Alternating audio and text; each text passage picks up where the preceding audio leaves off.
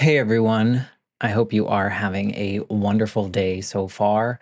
I am just dropping this special little clip into all the episodes. So, no matter what episode you're listening to, this is actually pretty current as of July 2024. I wanted to come on here and just say a big thank you to Earworthy because the Life Shift podcast was just named the best overall podcast of the year in the first Earworthy Independent Podcast Awards.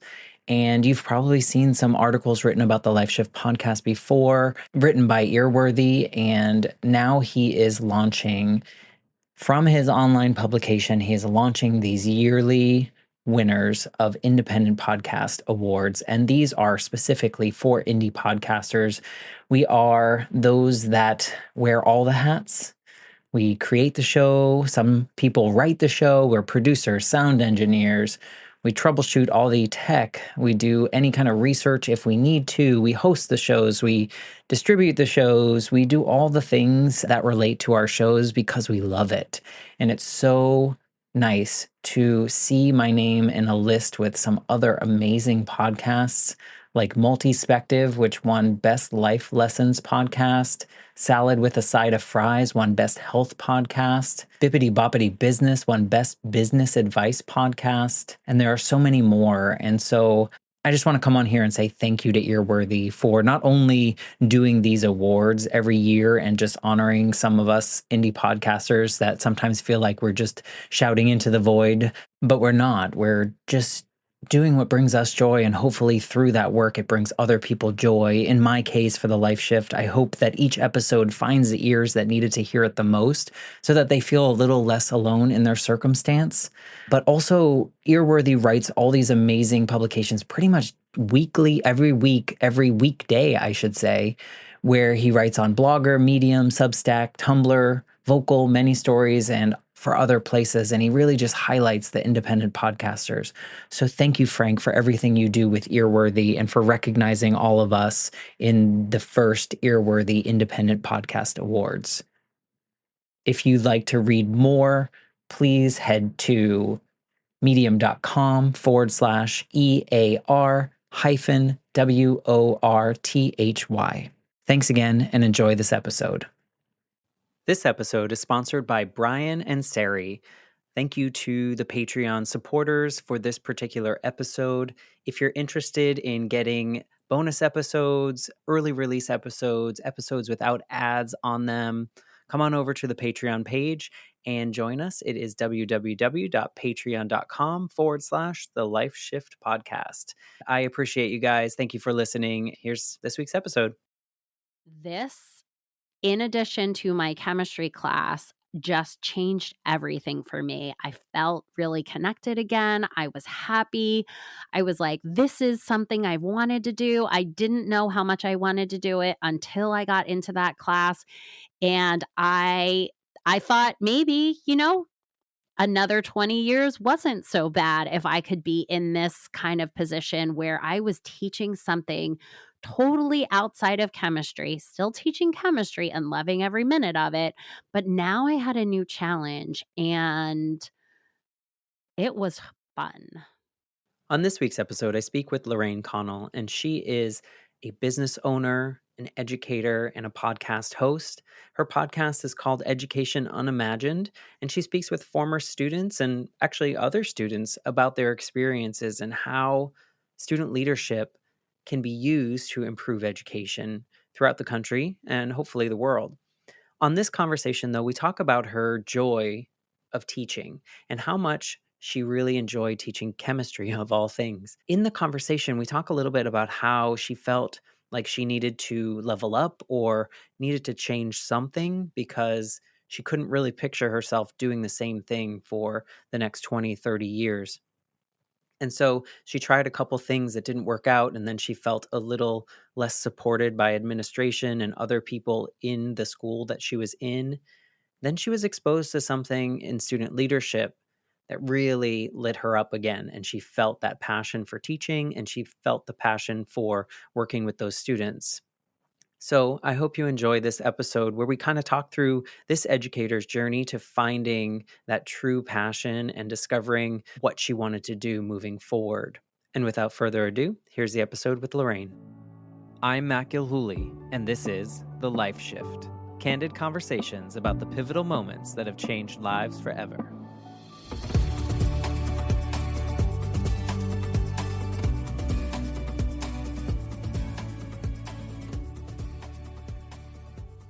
Hello, my friends. Welcome to the Life Shift podcast. I am here with Lorraine, and I'm excited to have this conversation today. Welcome. Thank you.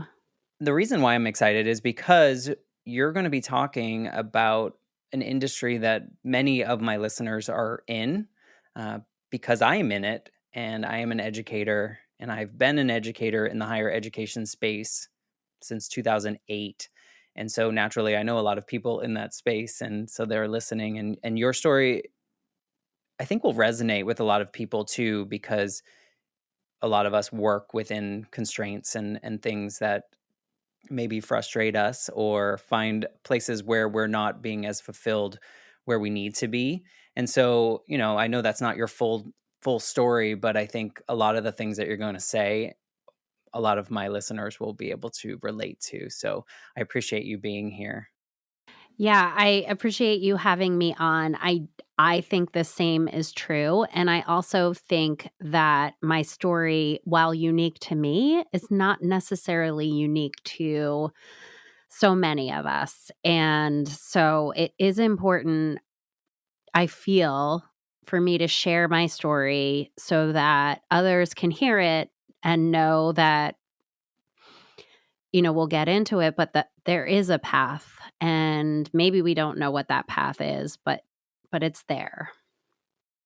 Yeah, and I think too, it doesn't necessarily have to relate to educators either. I think your story is very relatable to people in any industry, in any kind of path that they once felt was a certain way and then realized it wasn't and created a new path. So I think this story will resonate. And all along, my goal with the podcast has been that each episode finds the one set of ears that needs to hear it at that moment in time. And so I think you're right. I think, there's going to be a part of your story that's going to click with at least one listener at a time and hopefully more. So uh, why don't we get into it? I like to have the guests kind of paint the picture of what your life was like before you got to kind of that pivotal moment, and then we can chat about how that really changed you in that moment. So would you like to paint? I sure can. So I think there are two pivotal moments. And the pivotal moment that happened in COVID was more dramatic, but as I've been listening to your podcast and as I have been really thinking about life, I think there are so many times where our life takes a different path than we really thought it was going to take. So I'm going to go back to where I think the first shift really happened for me. I was 10 years into teaching.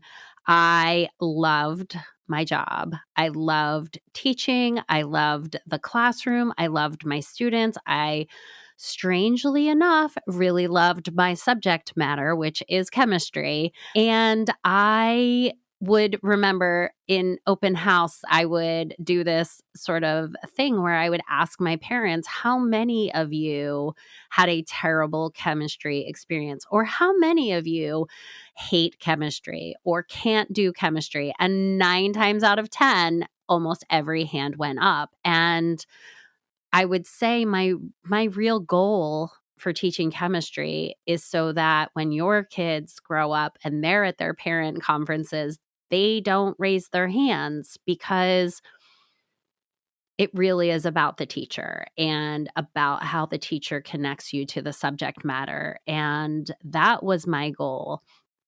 I loved coming to school every day. I didn't know I wanted to be a teacher when I was young. So many people will say, I always knew I was going to be a teacher, but I didn't. I came into teaching in a really unique way. But once I got to teaching, and actually, it's really funny. The first day of teaching, I remember this pretty distinctly.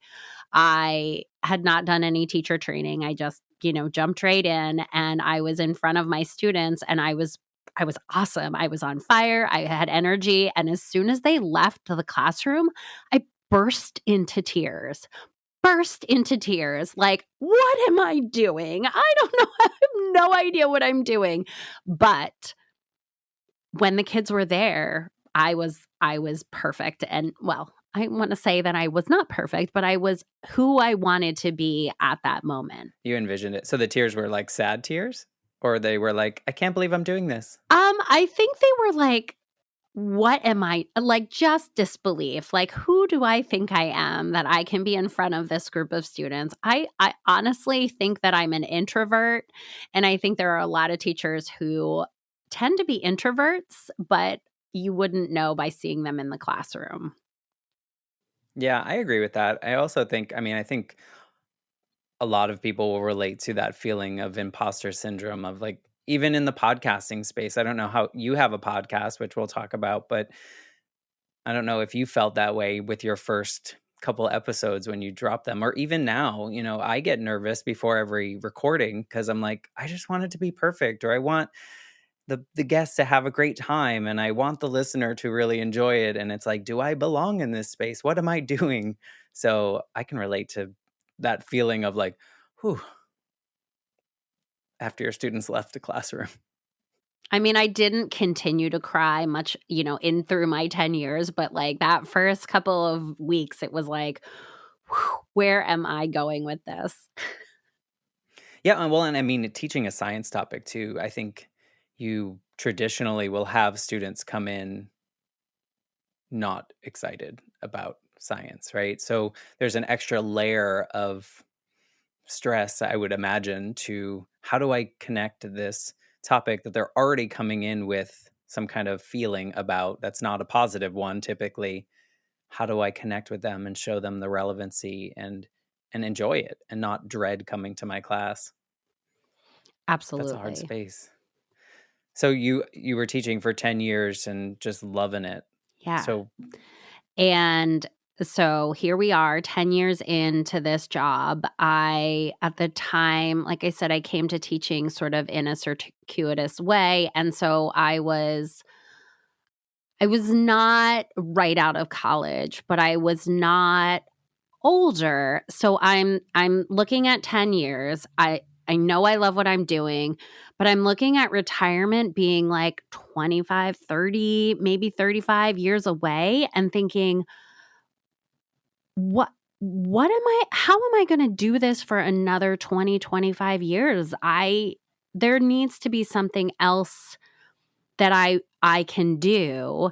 And so I this is where the shift was. Like, how am I going to last doing what I'm doing, loving what I'm doing, seeing a lot of other teachers in, maybe 4 or 5 years away from retirement kind of hating their jobs.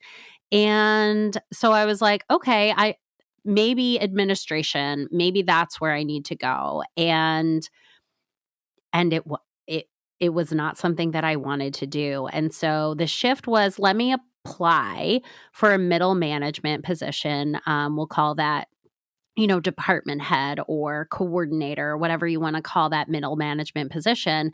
And I applied. Buffed up my resume. It had been 10 years since I did anything with my resume. And I applied, and I was not the top candidate, but this middle management position is yours until you don't want it anymore. And the person who got it was about my age, and I was devastated. I knew he was the better candidate. I knew that, but for me, I didn't see another path. And so this is 10 years into teaching, and I just kept going. yeah, so like at that moment, you were like dreading. You were still enjoying it, right? Yeah. Okay, so you were still enjoying it, but something in you was dreading the fact that you had to do it for another. It's so interesting, right? Like how can we love something and also dread doing it for the rest of our lives and not having any forward motion, I guess. Do you think a lot of that I think for me, until probably like 5 years ago or so, till like my late 30s, I was under the movement of, society told me that I had to do this and I always had to be progressing. Did any of that relate? Like, did you grow up knowing like your expectations or the expectations of you by society was that you had to 10 years was too much in one role, so you need to move to the next thing and you need to keep progressing. Was any of that kind of playing in your head? I think so. I mean, I think as we look back, I think I struggled. I came from the business world. I went into teaching. The business world, you move up the ladder, and I didn't see a ladder. And, or if the ladder was there, it wasn't a ladder I wanted to climb. There was one rung, right? And someone was on it, like someone was already on the ladder. Yeah, I mean, I can relate to that coming from, I got my MBA and then I worked in a bunch of small businesses and then I came to a private higher education space from that.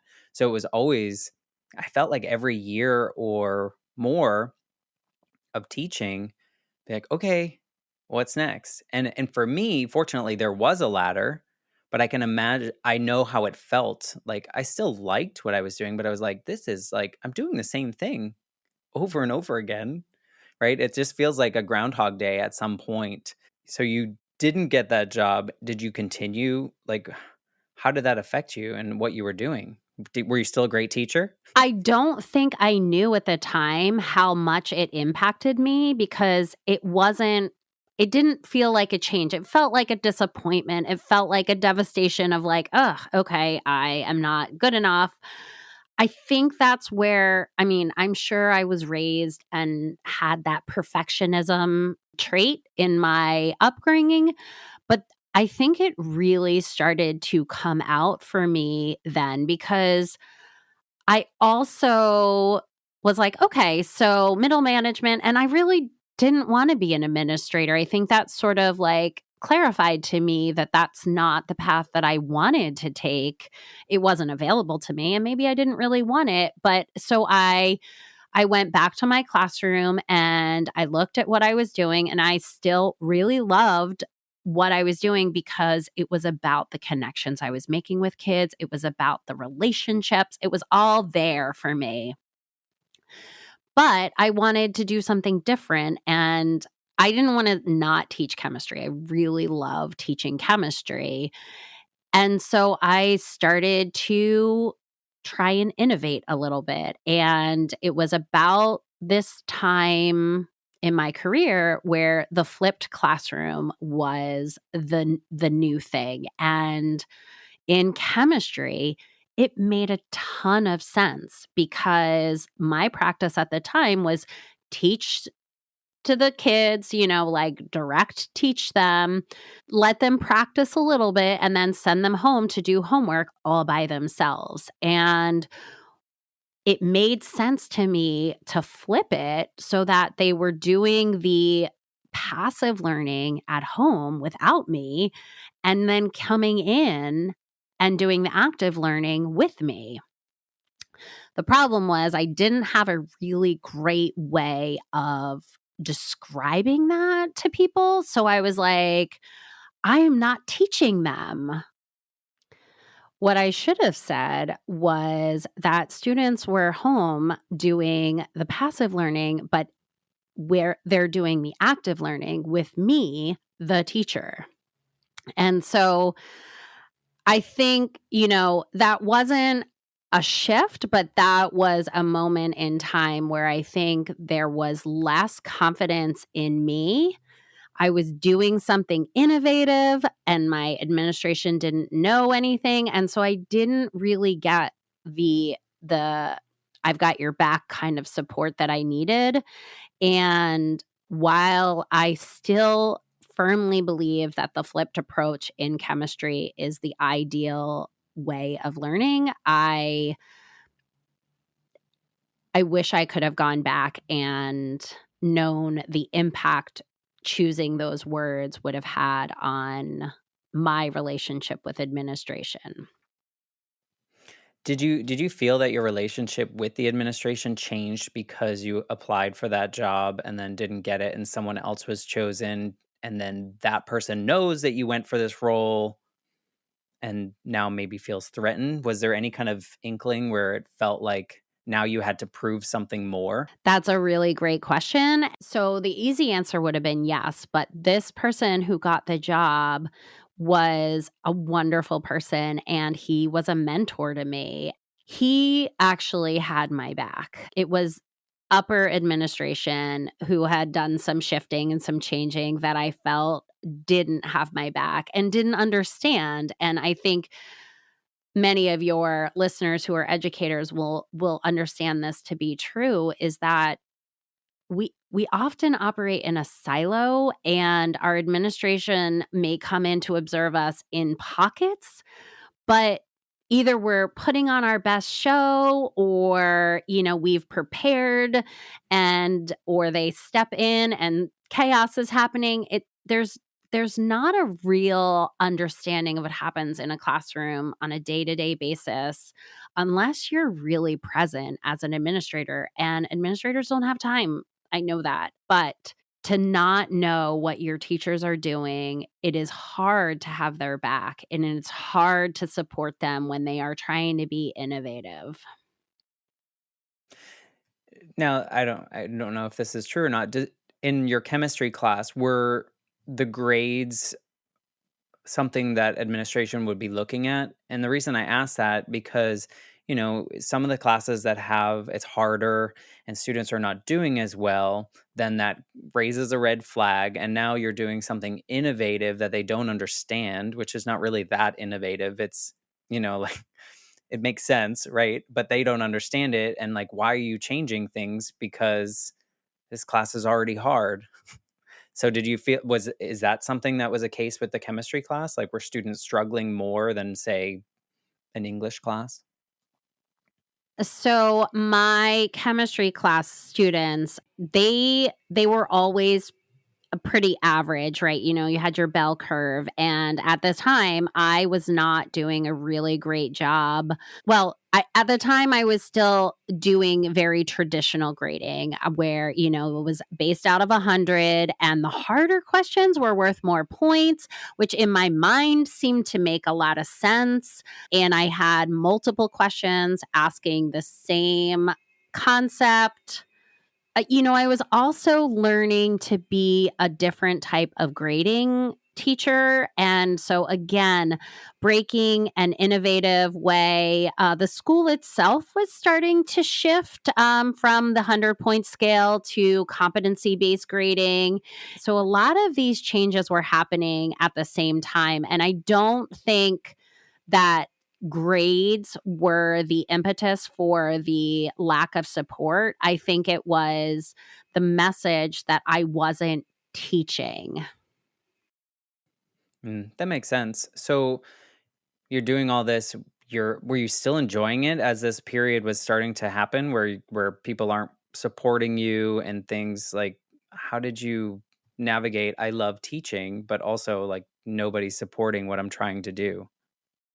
It was very incremental. It never felt like there was a moment in time until the pandemic. Every year it became a little less apparent that I was a favored teacher. It became like a little more difficult to establish that what I was doing in my class was valid. My reviews, we did this self review practice. My reviews were still really good, but there was an eroding, and there was eroding in a lot of different places in the school at the time. Different administration was turning over, and things were becoming more busy for administrators, so they were less engaged, less involved. I never had any classroom management problems because the students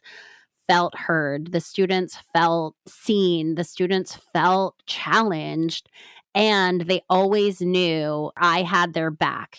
So if I had a kid who didn't do well on a test, I would applaud them because really, if you're getting 100 in this class, then you already know everything and you shouldn't be in this particular class.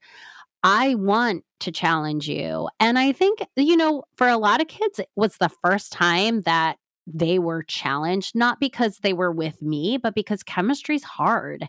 And like I said, like my ultimate goal as a teacher was to make sure that when kids left chemistry, they didn't hate it. They didn't feel like they couldn't do it. And they wouldn't raise their hand and say it was a terrible experience. You said it was incremental. Was that mentally incremental for you, or more just like on paper you were seeing that you were being unfavorable? Were you like slowly like, how do I keep doing this? How many years after that 10-year mark when you applied are we talking to get you to this pandemic period? It was 5 years later where something landed in my lap, and I felt that same excitement that I had felt that first week that I told you where I burst into tears. I was So my mentor was moving on, and he was teaching a class called peer leadership, and so it was student leadership development, and kids were actually given course credit to learn leadership skills.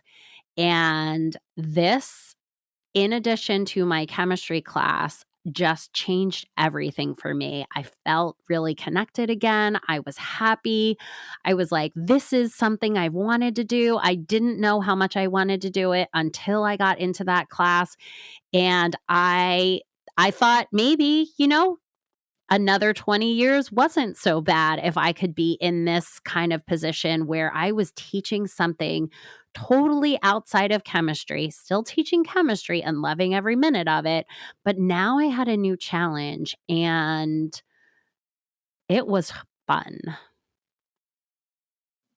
So you found that moment. What year was this? Um, I think it was 2018. 2018. So you're doing this and you're doing chemistry, you're doing this student leadership thing, which, makes sense because you said you want to make those relationships with the students, you want to help them not raise their hand, but in the same point, it's like you're giving them life skills that are going to help them for the rest of time.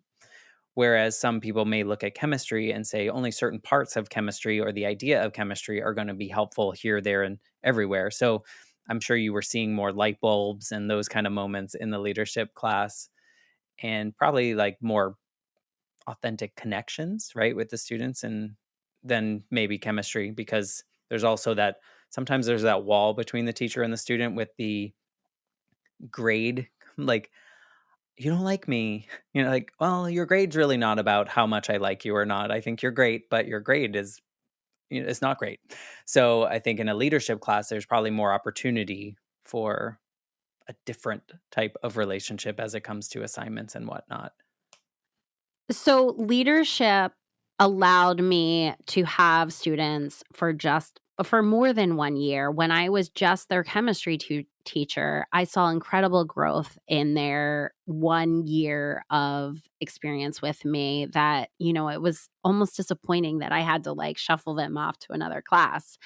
And I also started teaching AP chemistry, which again allowed me another opportunity to teach the kids that I had for 1 year. Some of them came back for another year.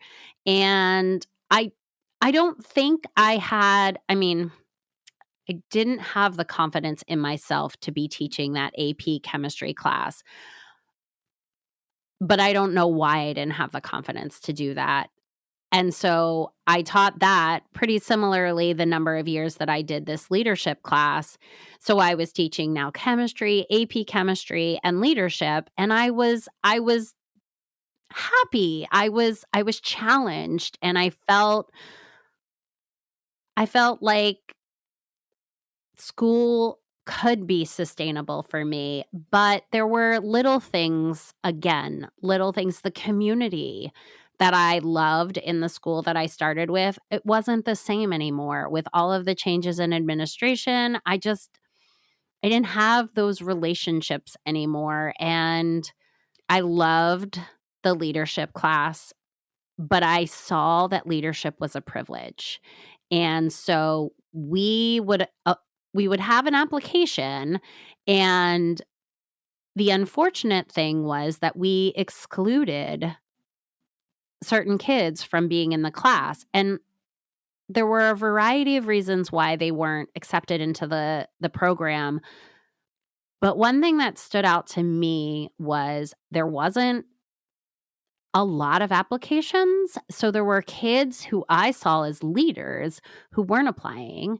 There were kids who didn't really make the mark who were being excluded.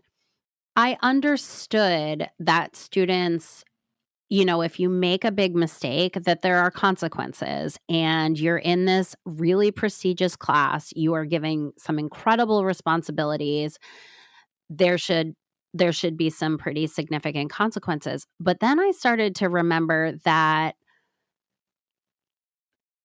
like, not every basketball player is born with natural abilities to play basketball. And we provide them with practice, we provide them with training, we provide them with coaching.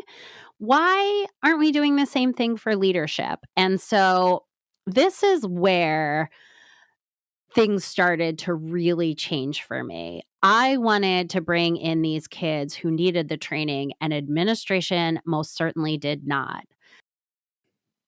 Because they want the high scores. They want to prove the value through data and not through growth. And they want to be able to say to every student in that school, you need to be this good to be a leader. You need to be perfect to be a leader for us. So what did that start doing to you when they were like, no thanks? It was March of 2020, and I was still in this class, and I was talking to my students. I was asking them what remote learning was for them. I started to investigate a little bit more. I started to ask them questions, and I got an email from my administrator that actually, it wasn't an email from my administrator. I got an email about a meeting that I had scheduled with another administrator about, here's what I think I'd like to do with my student leaders when we come back in person, because I'd love to build community together. And so I was really excited. I had invited a colleague who had been working on the leadership program with me.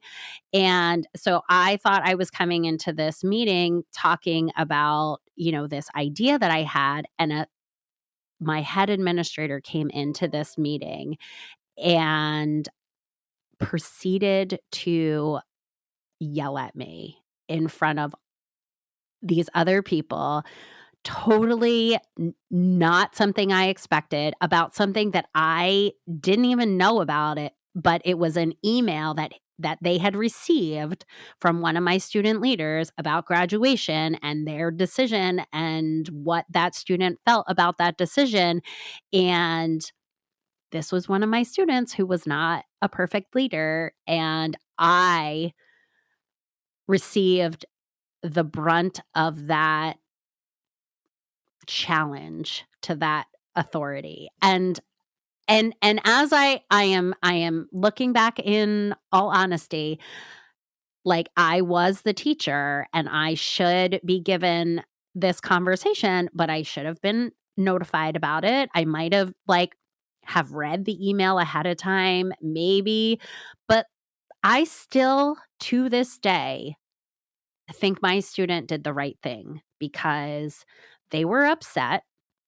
They talked, they used communication strategies, they brought the issue to the attention, and I think was the bigger leader in that situation. And then you took the brunt of that and they yelled at you, which sounds like it probably affected you in other ways, just the way you're saying it. And not to jump ahead, but I feel like sometimes those are like, "Oh, thank you for doing that." Was that a thank you for doing that moment looking back now? Sure, looking back now, but I don't definitely did not feel that way at the time. But but it changed you, right? It sure did. It like, I knew at that moment that I no longer had the support of administration in anything that I was doing. And in August, when they said, "Well, you are gonna be home with your student or your own children." So my children were going to be fully remote, and our school hadn't really made a decision, and I was totally fine working from home and doing the engagement with my students, but at that moment, they decided that the leadership class didn't need me anymore, and when they took that leadership class from my class list or, my schedule, that was the end for me. That was the moment where I said, "I no longer can be a teacher. I can no longer work in an environment where I am not supported because everything that my being was supporting my students' learning and growing and development, and I wasn't being given the same opportunity to learn, grow, and develop." Or even just be acknowledged that that's what you were doing, and, you were just kinda being told, you weren't fitting the mold, and how dare you come up with new ideas that might actually work and be helpful, but it wasn't what they wanted, and so but you know what? I mean, looking back too, like we just said, it's sometimes these really hard moments in life are like the signals, right? The flags that we like, pay attention, look at me, here I am. Right, right, because those signals were all over the place as I look Right? back. You said they were dropping. Yeah.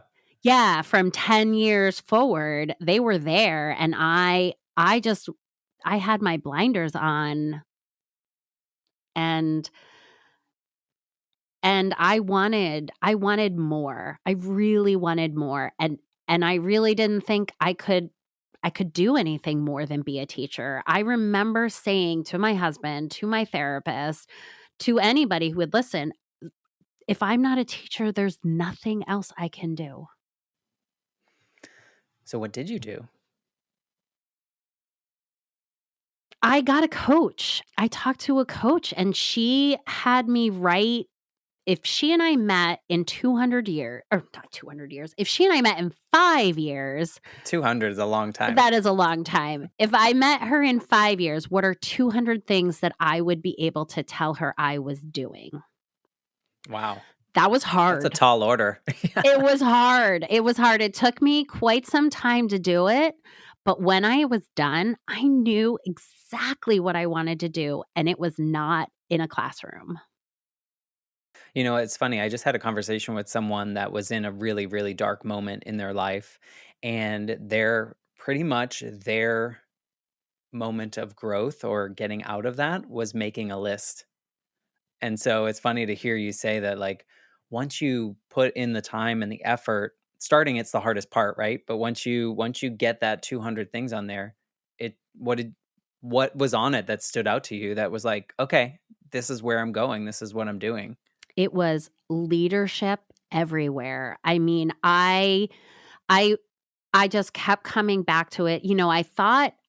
I always did this activity where I thought my core value was family, but after doing this list, I realized that empowerment and integrity were so paramount to me. And I can embed family into all of that, but when I really started to have to push beyond that top 50 where you're like, "Oh yeah, I can do this. I'll do this. I'll do this." And you're like, "Oh god, that's it. What else?" And I wanted to empower kids. I wanted those kids to be so empowered that they were coming back and they were being hired by me to empower other kids, and it it evolved into I I want to do this on my own. I want to develop curriculum. I want to give every kid everywhere the opportunity to develop into what they want to be, and not just that small group of students who we've already identified are the natural leaders.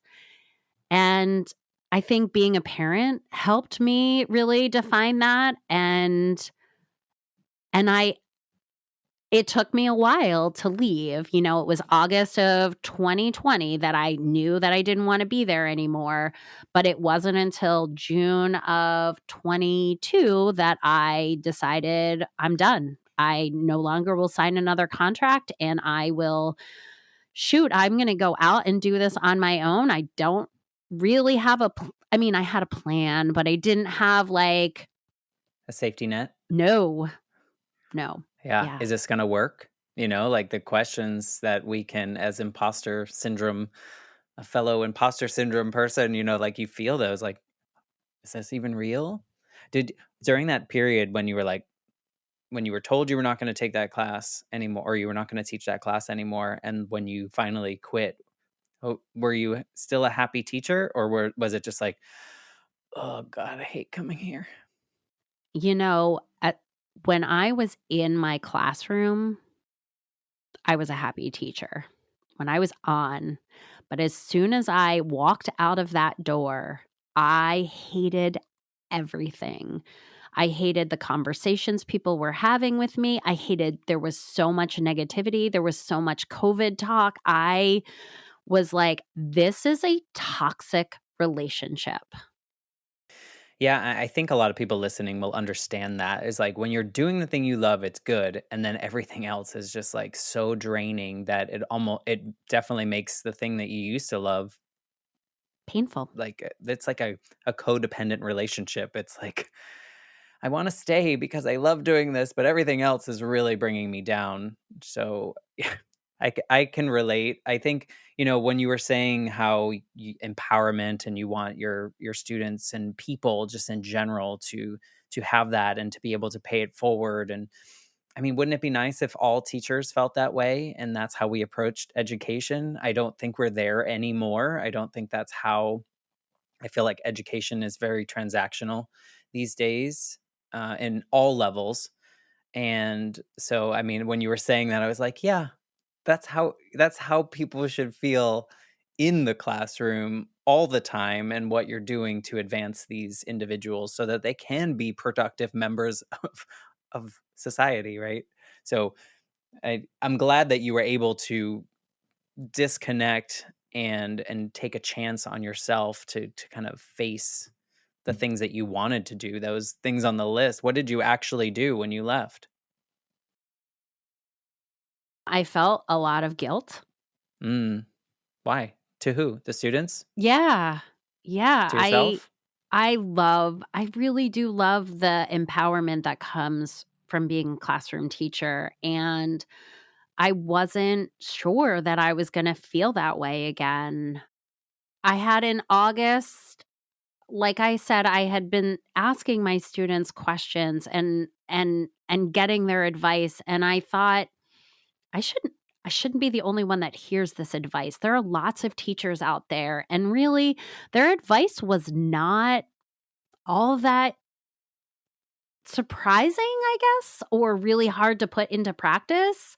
So I was like, maybe I'll produce it. So I made a podcast, and I love the work that I do in my podcast. I am realizing that lots of podcasts have lots of people listening and rating and all of that, and I don't have that many, but every interview I have with a student, I leave with more knowledge of how I could have been a better teacher, and for like I said, I was doing those interviews for about a year and a half before I left teaching. I was putting so much of what they advised me into play, and it changed everything for me with my relationships. And I already had really good relationships with kids, but this just made it so much better. Going back to your original story of when you were 10 years in and you didn't get that job and like all the little signs like pointing you here. But at the same time, I think all those experiences make you value this more and make you better at what you're doing to serve and help empower others now, right? Because you almost had you started the podcast when you were this happy teacher without any adversity and any, animosity towards certain things, you probably wouldn't be as open or ask the right questions or find the value in it to be able to kind of help the people that need it the most. Do you agree? I totally agree. I don't think I was there to think that student voice had so much power. I loved it. I loved what they provided me as a teacher, but I definitely didn't think that their voice was on mute. Which one do you think put you in this mind space more? Not getting that job the first time or being yelled at in that meeting or being told you're not teaching that class?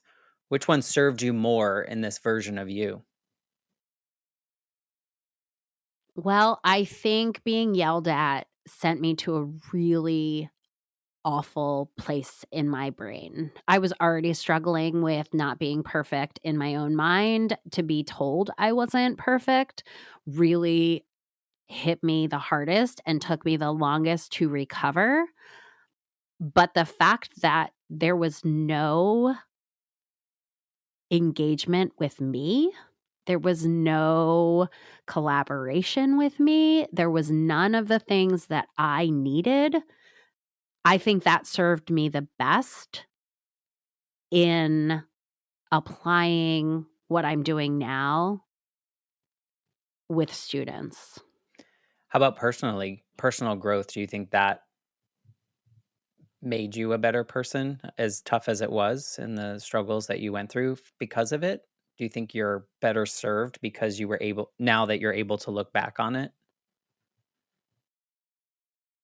Don't wanna say yes. I really don't. It was so hurtful. It was so heartbreaking. It was so soul crushing that that I don't know that the maybe it was hitting rock bottom, but I wanna say that it was like, putting my back against the corner when they told me that class was no longer mine, that I feel like caused me the most personal growth. I was like, "Well, Yeah, I'll show you're not you. gonna let me teach it? Then I'm gonna teach it to every other kid in this world because I think it's really important." Well, and I also think, having taught that leadership class, I teach a leadership class now, and I think listening to that conversation, that was not about you. Like, that anger was not about you. That was totally on whoever yelled at you, and that's whatever demons they're facing and insecurities that they have. But I also understand that it's very easy to internalize when someone is blaming you for something.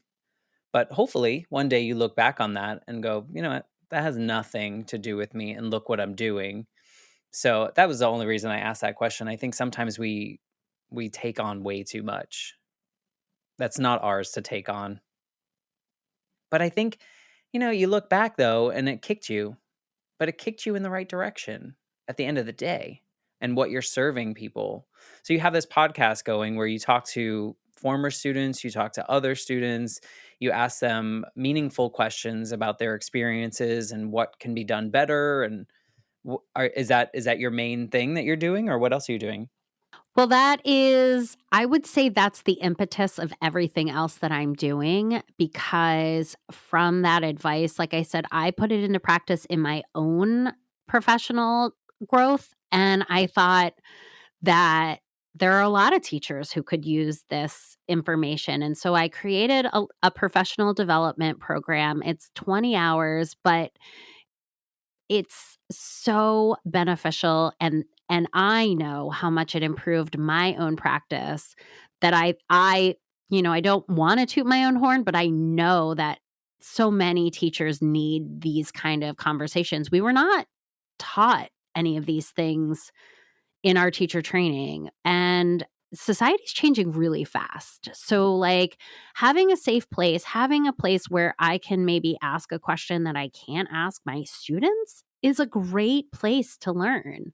And I do wanna implement the leadership programming that I've created, because when that administrator told me I was not going to teach the leadership class, and I knew how important that leadership programming was for the kids that I was starting to really work with, I think these skills are so invaluable, and I don't know that there's an age limit to doing that work. I think, maybe 13 is really where you start to think about how to put it into practice. But I've talked to my own parents and they were like, "I could probably use some of these skills that you're doing." And I was like, "I think you could actually." I just like that you're getting this information and advice, not all of it obviously, but from people that have to go through it, right? We've already gone through it and it was a different time and it was a different period, and sure there are things that we wish we could do, but we can't teach our current students the things that we wish had happened in the society version, the version of society when we went through it. So by taking that, part of me thinks you need to create something that is specifically for school administrators, because I feel like that's where a lot of the disconnect happens, and then it trickles down into the teachers and they become, these great teachers like you were become, I don't want to use the word, but I'm going to, jaded teachers because of that pressure put on them by people that, like you said, don't experience what that teacher's day to day is like, or what the student's day to day is like, or really don't understand that certain things that you're trying to implement don't work. They just don't work, right? And you can't give us a rule for that. So you should make something for administrators if you haven't already. Yeah, maybe. I think there are other people working on that, but yeah, I But do. with the value that you're getting from these students, I feel Yeah. like that's what people need to hear. Yeah, I do think, as you were talking, I was thinking about, the thing that I said about administrators not knowing what's going on in a teacher's life. I I also have realized that as a teacher, I didn't know what was going on in my students' lives. I saw them for, way more than an administrator will see a teacher, but I didn't see them in the way that their lives were. I saw them for a moment in time, and there's so much we don't know about people when we only get them for a snippet. I agree. I mean, it's almost kind of the reason that I love having these conversations is because, everyone is in society is defined by their role, unfortunately, right? But now we get to dig deeper and see like how did we get there? Or why are we there? Or do we want to be there? There's so many different questions that come from it. And so I like to end these conversations with a question that I think would be helpful. I think for you, if you like this version of you and the way that you see things and the way that you want to empower others, is there anything you could say to yourself if you could go back to when you didn't get that administrator job, about like, because I know you were like, how do I do this for another 30 years? What would you say to her? I I've been thinking about this question a lot. I I think I would say to her, because I'm looking at a lot of teachers now and wondering what advice I would give them, is I would seek a coach. I would seek somebody who can see where you are, ask you what you want, and give you some guidance on how you might get there. And I think if I had had that person talk to me, who talked to me 10 years later when I was at the lowest point in my teaching career, I think I might have sought some other opportunities. I might have seen myself as a leader, and and not felt like I wasn't a leader, even though I didn't have a title. And I think that's really where that misnomer is that leaders don't need titles, but in society, we sure do celebrate those who do have titles. We sure do. And, part of when you were saying that also makes me think, had you spoken to someone that was a third party, unbiased, right, that could help direct you, you also, had you stayed and had you done all those things and had you decided to quit, you wouldn't have had, I don't think you would have had that. What else can I do? I'm only a teacher. I can only do this. There's nothing, I feel like we all kind of need to realize that other people can help us, and to open up that door of vulnerability is usually pretty valuable. Yeah, and that is where when people ask why I'm doing what I'm doing, I say, as a teacher, I needed to manage my classroom, and I managed by putting kids in boxes. And when I put kids in boxes, I prevented them from being who they wanted to be. So I put myself in a box, and other people put me in a box by being just a teacher. And if there is one person out there that hears my message, is you're not just a teacher, and there are other things that teachers can and will do in their lives. And if you are feeling like you need a way out or you need to see that way out, take that exercise, write 200 things down that if send me a LinkedIn message in 5 years, what would you tell me? And it may become clear to you that it's the classroom, it's not the classroom, it's working with kids in a different way. There are other things for us out there, and that is what I wish I knew, that just being a teacher isn't the only thing that I can do.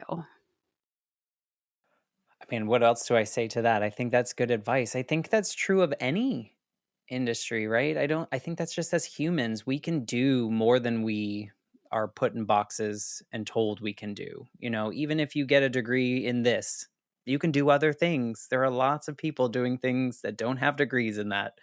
So I think that's important to hear, but especially teachers. I think teachers are in a vulnerable space, especially now.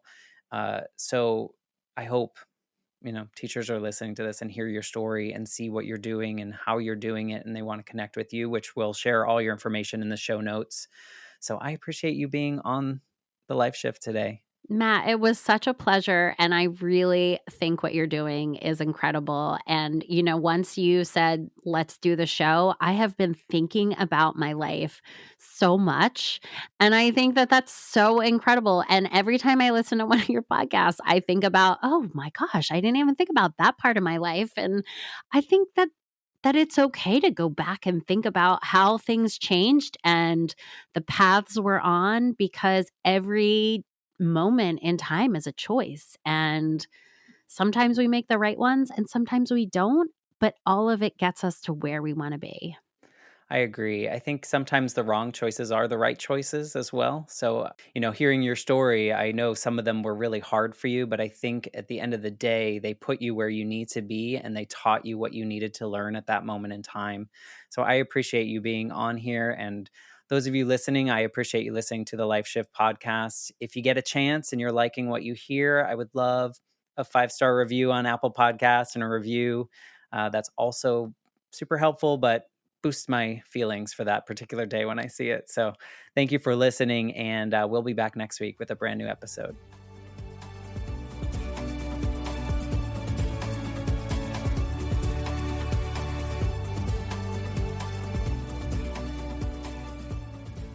For more information, please visit www.thelifeshiftpodcast.com.